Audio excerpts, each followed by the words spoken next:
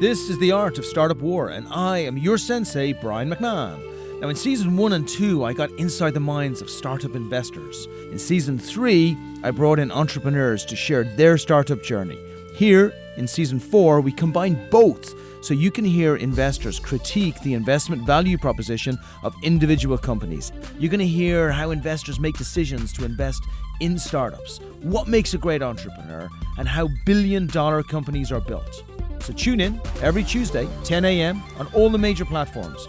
You can empower your tribe by sharing the podcast, and remember to subscribe, rate, review, and leave us a comment.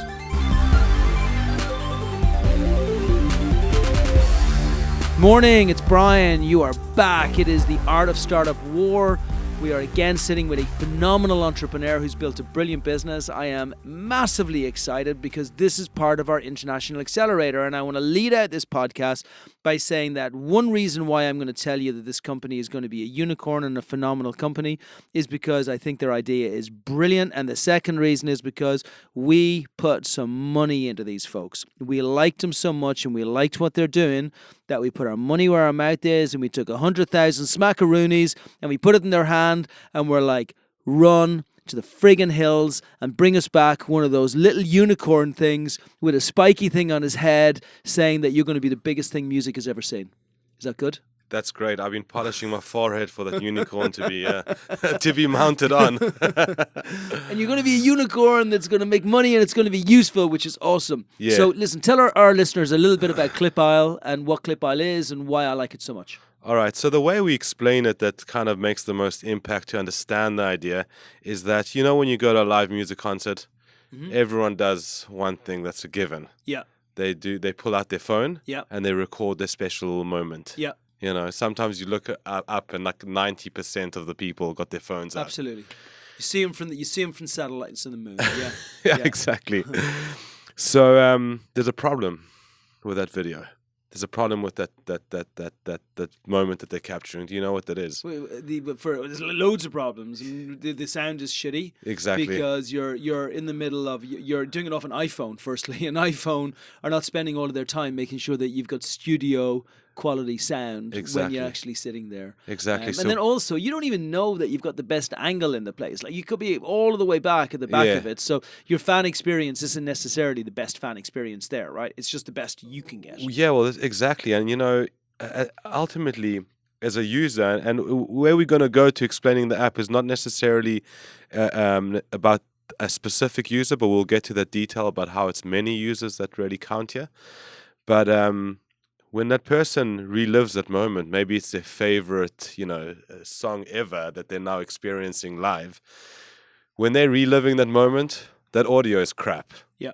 9 out of 10 times, you know, and that's 90% of the live performance is the actual song. Yeah. So what ClipAisle does is that we take the sound from the sound disk and we record that, and then that goes onto our cloud where special algorithms do what a sound engineer does and actually edits that audio, masters it, as we call it. So you take multiple clips by folks in the audience and the very best ones based on your algorithm, and you piece them together to make one perfect song with phenomenal audio? Yes, that's what we do ultimately, yes. Cool. Yeah. I mean, seriously, that's awesome. So, like, it's awesome because you're getting to the heart. We're in this place of authenticity right now, and we're in this place of folks do not want to, experience the fan experience by listening to some random person who's going to do it because the band have asked them to record. Yeah. They want to feel what it's really like in a concert. And I think artists want that too. They want their fans to really experience what all of the folks who are actually watching them go through as well. Exactly. So to do that and piece it together, that's brilliant. But I imagine it was incredibly difficult because that's not an easy piece of tech to pull together to get the sound audio away from what it would normally be on the phone and towards what it would be in the studio. Yeah, it's an absolutely mother effing of a project to get that right. Just to give you an idea, we had an interested streaming company a few months ago interested in looking at us, and they sent our software to the engineers to see if they can copy us, and they came back. They said it'll take like 20 engineers 3 years to develop. No, it makes sense. It's almost impossible to do because there's two very hard things you do. The first thing is the sound quality, which is tremendously difficult. because the sound quality is not coming from the phone. The sound quality is actually coming from the mechanism that you've built using the audio equipment there and the audio and what you have in the cloud and everything else. So tremendously hard. Hugely, And then the second thing, which is really hard, is how do you take all these individual fans taking pieces of the song and then stitch those pieces together and then have a perfect song which comes through in the end with the very best of the actual fan experience themselves. Like exactly. it's lip syncing monstrous. that is very, very difficult project. But you did it. How long did it take you to build this? It's now in we now in the 5th year. So it's taken about 3 or 4 years. We've done over 500 shows. Wow. That is without announcing ourselves. And now we're ready. Now you've come to America, right? That's 500 shows, so that is a lot of shows. Yeah. So that we got behind us, so now we in America and looking to conquer LA. And one of the really exciting things about the International Accelerator this time and some of the folks who were in the cohort is that there's such a strong focus on building great product, not just building some kind of mediocre product, putting it out there and seeing what people like. You have built, your engineer, the sound engineer who is the original inspiration behind this, I know is one of the top engineers over in Israel. You then have one of the top development guys who's out in New York, New Jersey. You're over in South Africa. Like, this is an entire global effort pulled together to try and almost create the unlabel, right? Rather than a record label, you're now saying fans are going to create the record label. Like, fans are going to be uploading their songs based on the concert experience onto ClipAisle.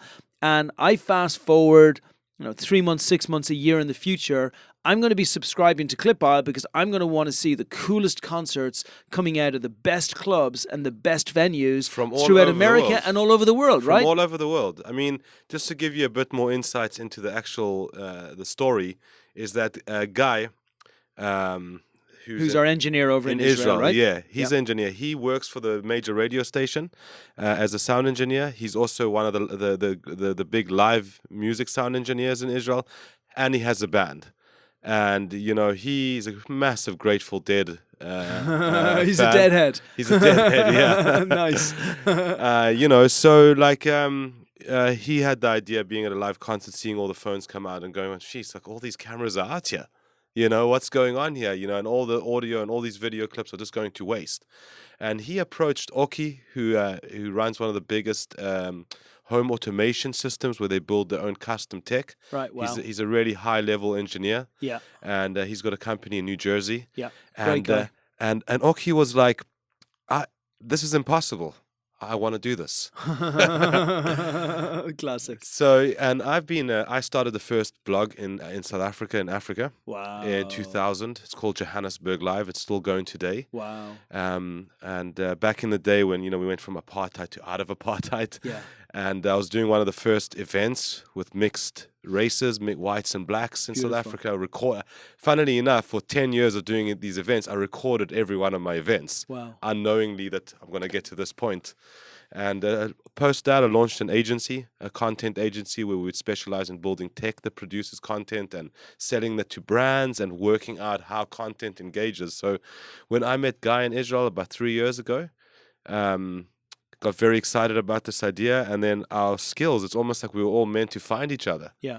But it's beautiful because you skill gap really amazingly. Yeah. You have the development and the automation part built in. You have the expertise within the sound and the live venues built in, which you actually have as well. Yeah. And then you also have the content and marketing built in as well. So you take all of these, you mold them all together, you have a great company. And now the company's built. The platform is built. Yeah. It's working. Yeah. Bands already love it. You've already baited it. And I love it. You haven't MVP'd it, you baited it. Because beta means you built a brilliant product and then you went out to see what your customers thought about, and your customers absolutely love it. Yeah. And now you're at this stage where we're going to bring in, I believe, a high-level personality that's going to be the face of the brand and make people love it. You're going to bring in bands from all around the United States and allow them to curate their own experiences at the concerts through the eyes of their fans. only on ClipAisle. And Yeah. then where do you see this going? So let's fast forward 2020. We're Yeah. talking to investors today and we're saying, okay, we don't need money necessarily this second because you got money from us and because you've built it and you're in good shape. However, we want to scale the amount of users into millions of users.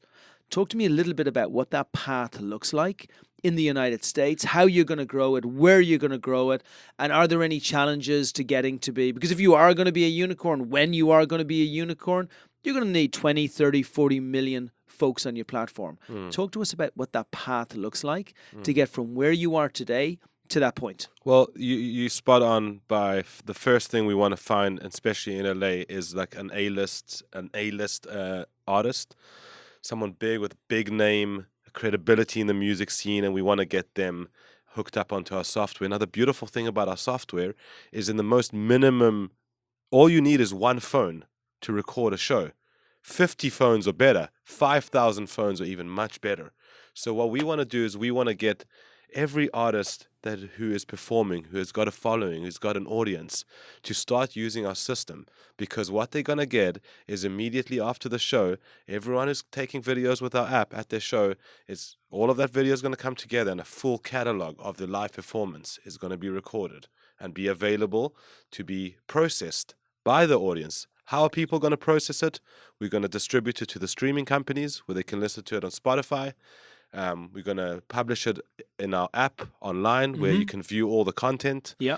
And, so the thing is, I need to just give you an example. Like, I'm a huge jazz fan, right? And in 1940s, 1950s to 1960s America, Dizzy Gillespie, Miles Davis, all the jazz cats, there was a special inspiration that came out in that moment that birthed this incredible genre of jazz that eventually became hip-hop and everything else that we listen to in today's world. And South Africa, after apartheid, has gone through a very similar phase where blacks and whites were apart for 400 years. And after apartheid, this explosion of music has occurred on all fronts. Top DJs in the world now coming from South Africa. Top hip-hop artists in the world now coming from South Africa. And the top jazz has just been exploded, where it's and we call it the ancestral African culture with Western jazz is fusing together to create this incredible genre. That sounds good, right? Yeah, it's beautiful. So as a test, what we did is we were in one of the top jazz venues in South Africa called The Orbit. Yeah. And I'm a huge jazz fan, so it was an you don't say. It was an excuse. It was an excuse for me to be like, honey, look, I gotta go out because I'm working. Yeah, and every evening making dinner. After dinner, go to the jazz club and set up our system there. Guess what? We have the largest ever recorded database of South African jazz. We were in London. We saw some companies there. The guy was almost a mad jazz fan. I could then go send him some of the top South African artists, some of them not even recorded onto CD. You can't find them on Spotify. ClipAisle has them. Beautiful. This is pretty crazy. Beautiful. So you're the underground. This is what I mean by like the unrecord label. Yes. Because you find these artists when they're raw and when they're brilliant. And yeah, you get bigger artists afterwards. And that's exciting, but it's not as exciting as finding. So I'm like the Sting, U2, Rolling Stones. I'm a rock guy myself. Yeah. But I want to be able to go back to when the Beatles and the Rolling Stones. And I want to be there when Linda McCartney is outside with a camera and thinking, these dudes are good. Well, I want to be part of the experience. The greatest live music album ever created, in my opinion, is Nirvana, MTV Unplugged. Yeah. That album, I freaking love that album. Yeah. Imagine Nirvana had us. Imagine you as a fan now had every show that Nirvana did told from the fans' perspective. Amazing. So I just want to add one more example, because I was in San Francisco for the first time ever, and I was walking around actually after one of the dojo events, got lost, heard some music, went into this club, and it was like 1940s swing music performed by a live band. I've never seen this before. Yeah. If they had ClipAisle, I could access that all the way from Johannesburg, South Africa, and suddenly get exposed to these incredible musicians where never in the history of humanity was this possible. Because we are in the experiential time right now. Everybody wants to experience. The world has become boring. People are sitting looking at their phones. They're doing text or they're doing pictures, they're doing whatever else, and everybody wants more of an experience. So where are the greatest experiences in the world with music? Well, they're actually everywhere. Like the obvious places are New York, maybe for some salsa. Maybe it's down in LA for some of the LA, new rock bands New coming out. Orleans, New Orleans, amazing. Seattle. Yeah. So how about you get access every evening to being able to see the greatest new breaking through bands in the greatest venues in the places where which draws those people everywhere in the world. It's important to note because again, the last 10 years I've been on the creating content for brands like Vodafone, Unilever, all that kind of stuff, and I measure content performance, and I can tell you what we've seen happen is that people aren't engaging with content so much online anymore. Yeah. All right, there's so much. Can I say crap? Yeah. There's so much. I normally say a lot worse, but Okay, you great. can have it at crap. I'll if go you want worse. to, I mean, it's if you wanna, West Coast hip hop comes to mind. So, but like, there's a sea of crap that's coming in all the time. People posting selfies, people posting this, and that. That this content's become like an ocean of numbness. Now, what we're doing is we aren't creating the content. You must understand when someone's using our technology, this person's put their heart and soul into dedicating their life to learning an instrument, to performing with a group of other musicians. To perform on a stage is also quite a big thing. Right. We are giving the tools to capture that. Yeah. And no one could afford it until now. You must understand. No one can afford, especially musicians. That's a good point, actually. Because they never record. So when they go and they do live gigs, which, by the way, is the only place that musicians make money these days, because everything else is until being killed. us. Let me just mention that. Until us, because we're going to help the musician monetize their content. Tell us that next. So let's do a little phaser. Number one, I want to find out, why has it been so difficult for them to be able to record themselves at live gigs? Great and how question. do you fix that? And then second, I want to find out, how are you going to monetize the musicians when they start working with you? Great question. So first of all, like, musicians are notoriously terrible at doing anything else but what they're good at doing, and that's performing. Right. I'm totally with you. So for them to record the show, they need a sound engineer who's going to come and record the sound from the desk. You need videographers. Then you need a video editor to put all of that together. That costs a lot of money. Right. All right? Even if your best friend can do this, he'll come record it. 3 months later, if you're lucky, you're going to get something. He'll have a beer. He'll begrudge it to you. He might do it once or twice, but he's not going to do it like on the Saturday night when he's supposed to be with his girlfriend. Exactly. So, let me give you an example. We were at MIDM, the world's biggest music conference, like for business to business, in France, in Cannes. And there's an artist called Moonchild. If anyone's listening to it right now, this podcast, go and Google her, Moonchild Sanele, Sanela. Sanele, from South Africa, and she was on stage there, right? And she had a performance in France, a South African musician. She's amazing. She's pioneered a new genre of music called Gqom, which is hard to pronounce. It's taking over the world, this music. Right. And with 4 phones, 4 of us managed to catalog her entire performance in France. Amazing. No, it's bigger than amazing. Yeah. Because she would never have this content otherwise. All right. So to answer your question, she wouldn't have been able to afford to have that there in France. Imagine the fee, especially with the South African rand conversion. Yeah. We cataloged it. It is so easy. The artist hardly has to do anything but tap into their fans. Facebook message. You come into my concert today? Please download this app. I need your support to record my concert. Boom. It's ready. All right. And for the fans are actually now producers. They're fans of producers. Isn't that cool? Right. Like you're the one who produces the entire concert. Yeah. And then you get access to the concert afterwards, so everybody's winning. So this is where the next point is how do you access this content? Yeah. All right. Now, also one of the problems with social media is that, like, when you consume content, right? You can't consume content now. Like if I shared a song with you now, you're in a podcast, or you're going to be taking courses all day, right? You listen to music at certain points when you're in the car, having dinner, special moments. That's how you consume music.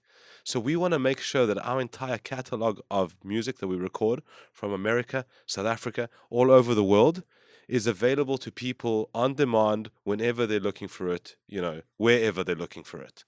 All right? Yeah. So our plan is we want to be in your smart TV. Just like you have YouTube in your smart TV, you open our Sweet. Our app, I do this all the time. All our recordings I have from South African jazz. Dinner goes on. I've got Herbie Tsuali playing in my lounge. Google Herbie Tsuali if you want to see one of South Africa's best jazz guys. Cool. Boom, playing on the app. Boom, listen to our music. People consuming music now in Spotify. So we want to have our brand within Spotify, within Tidal, which I use, and then within that you'll have our brand with all our catalog of music, and we're going to become an expert curator. You're going to go, okay, Brian, you like rock and roll. Do you know there's a whole new genre of rock and roll from Botswana now? Do you even know where Botswana is? No. It's Well, just, I do. yeah. But yeah. So, But the point in what you're saying is that we are totally limited in our music genre choices, or even our music art choices, by two things. Number one is geography, it being close to us, and number two is fame. So if they're not famous and they're not close, the other 99.9999999% of amazing artists all around the world we will never hear about until now. well, expand on that. We have the largest recorded database of South African jazz music, video and audio. After how many months of ClipAisle going public here, are we going to have the largest catalog of It's live gonna be- music ever recorded? I'm afraid to say awesome because you're going to say to me, no, it's better than awesome, but it is. It's amazing. It's huge. Every Saturday night, you're sitting in and you're watching the greatest concert that's happening anywhere. Do you like Eric Clapton? Oh, I love Eric Clapton, yeah. It's, in my opinion, Guy's a beast. 30% better to listen to his live music in Tokyo show. No, 30% isn't enough. Yeah. Eric Clapton, not listening to him in concert, shame on you.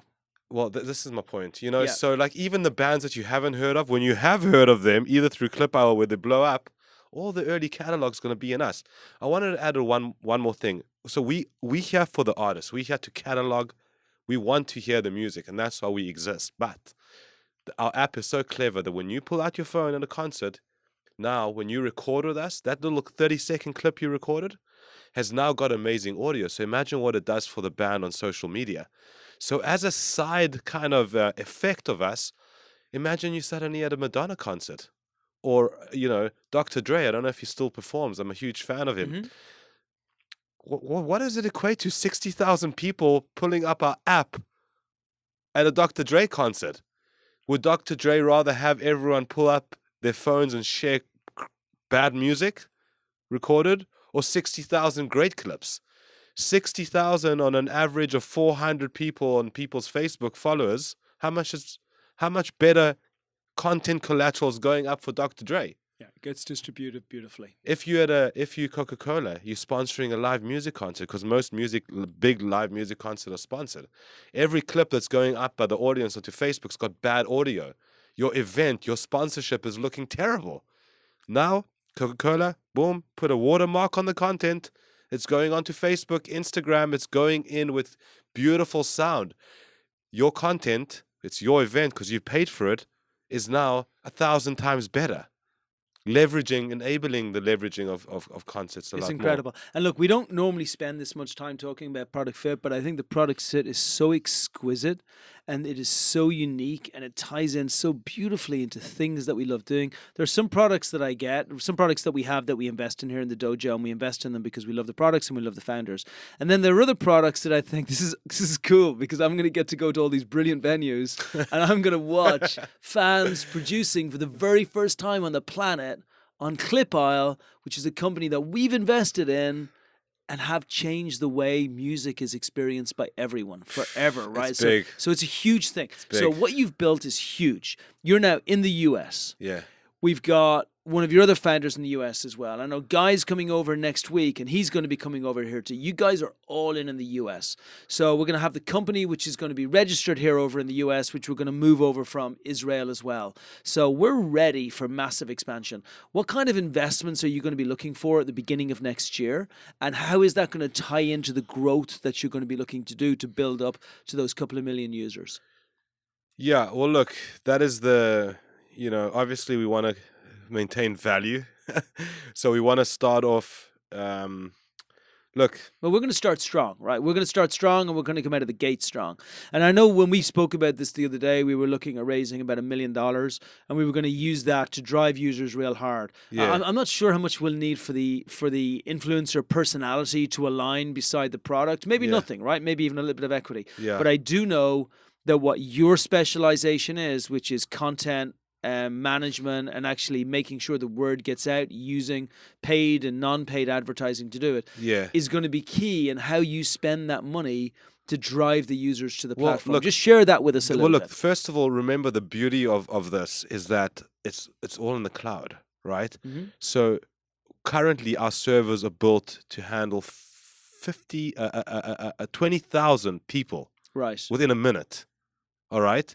So our first thing is, because it's so easy to start using us, you just have your audience has to download the app and you have to just record from the sound desk. The barriers to entry are very low, so we can expand very quickly. How many artists can we get to as quickly as possible? How do we explain to the artists the benefits so they start using it as quickly as possible? So scaling is not a problem. Yeah. What we need is And actually, it's a very viral platform because as people go, they're going to want to produce it because they're going to want to be part of it. I think of you as the Instagram. the artist is going to do a lot of the marketing anyway, because they're going to want to the use it. fans are. I think But I'm saying the artist is going to market it to their audience. So if you're the artist and I'm now performing to a thousand people venue, first thing I'm going to say is like, download my app. I'm going to put that on the screens at the venue and go, can everyone please download the app and help us record this concert? Because we need the content, guys. Come on. Yeah. And then after the concert, what do you think everyone's going to do? Everyone's going to share that content also. So we expecting the bands and the fans to share. So yeah, we need like we're looking to start at somewhere around $1 million. Yeah. And from there, we obviously want to get our identity right. Mm-hmm. We want to get into with key influencers, key blogs, publications, and we want to put together a core team of specialists. We already have between myself, Guy, and Oki, but expand that to some, marketing specialists, and other industry specialists who can be part of our core team. Some really senior, high-level guys. Fantastic. And then we wanna build up this catalog. We want to work with some major events, major festivals, and get this thing into people's hands. We do need big events. Big events aren't necessarily where the best content is, in my opinion, but big events of 60,000 stadiums is where you're going to get the shares. That's right? where we're going to get the users signing up to our platform. And we offer a lot of value to those events. So even though that's not where I'm interested in the content, I want to see that band from San Francisco. I want to see the band from South America or Philly or wherever. But to get the users, we want as many people to download the app as possible, as quickly as possible. So look, whenever I'm looking at a great potential company which is going to expand massively, I'm normally looking at a couple of little things. I'm looking at, number one, the team itself. The team has been verified. Your team is awesome, right? I'm looking at number two, the product fit and how easily it can scale and how viral that is. Again, tick in the box. Your product fit is absolutely perfect. And then looking at how much money will be needed then to drive the usage and what are the friction points around it. Very few friction points. Everybody wins here, from the fans to the artist to everybody who's actually around it.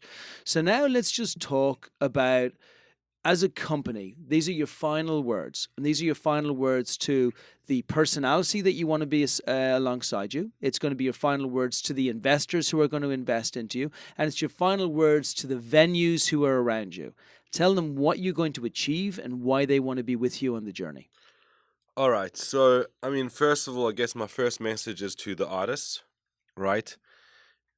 Every performance that you are doing is a special moment between you and the audience. And we are enabling you to capture those moments. Okay. And everyone, if you have fans, if you have 10 people who like your music, those are 10 people who want to watch it. If you have 5,000 people who are your fans on Facebook, there's potentially another 50,000 fans in another country or another province, or do you call them provinces, yeah? Dude, states. The funny thing is, I never even mentioned artists because, artists is such a non-brainer. They can't lose. They're in. They're in already. Right? Exactly. Because, but I'm saying you need to catalog your shows, because that is you monetizing your shows. Right now, you're not monetizing your shows. Number one. All right. Number two, investors. Number two, investors. All right. So for the investors, I mean, I don't know, like I don't have as many dollars in my bank account as I would want to. But if I did, this journey that ClipAisle is going into to catalog the world's live music, I mean, I don't know if there's anything more I need to say, but you don't. are we looking for investors who want to go onto this journey? Yeah, and right? also it's a proven product. It's already being done. It's not like there's anything. I want to give you a couple of quick examples. Is that our jazz catalog? We went to a content conference. We met, just one example. I met many, but the African American channel from LA. We showed them this catalog, or we explained to them the catalog we have. The first thing they asked us how much for the content so they can broadcast it here in the US. One example. As you know, we've met another startup here who has a content business. These guys, first thing before we even started this dojo, approached us about content because they're interested in the content. Yeah. We are already doing a POC with one of the big streaming companies. Yeah. I cannot mention it on this podcast, but they are already in a contract to be using our product. Already did a test with them because they want the content in here. Makes sense. So message to investors. Don't be an idiot. Okay, and now finally the personality, because it makes sense, right? And then finally the personality. Large personality, big person in music, which I think will just be the cherry. It's not necessary in your team, but it's a cherry on top of the cake, right? Passion for music. Yeah. I would say a passion for music. Someone who's going to want to tap into our system. Someone who loves one of our genres and gets excited about what we're doing. You know, all of us, me and Oki, our technical genius and big guy behind building all of this, is yesterday we were sitting in the car listening to one of our performances while he's taking me home. Beautiful. Do you know what I'm saying? No, like that's what we're looking for. It's beautiful. Someone who appreciates and they know the future of music and Yeah. they want to be a part of it. And the future of music is fans. Yeah. That's the future of music. The artists have always been there, but that nirvana, that place to get to is where fans and artists are intertwined. Now, so look, I could not be happier being alongside you guys as an investor. It was an easy decision for us to invest in you. It was the opposite. We had to convince you to come with us and convince you of our value. So any other investors, listen carefully. This is one that you should be meeting with and you should be looking through the value proposition. So let us just have the website address so people can check you out, or the app address and your email address so they can contact you. And then after that, it's up to you guys. But you gotta follow these people. All right, so the website is ClipAisle, ClipAisle.com. The app is ClipAisle in the App Store.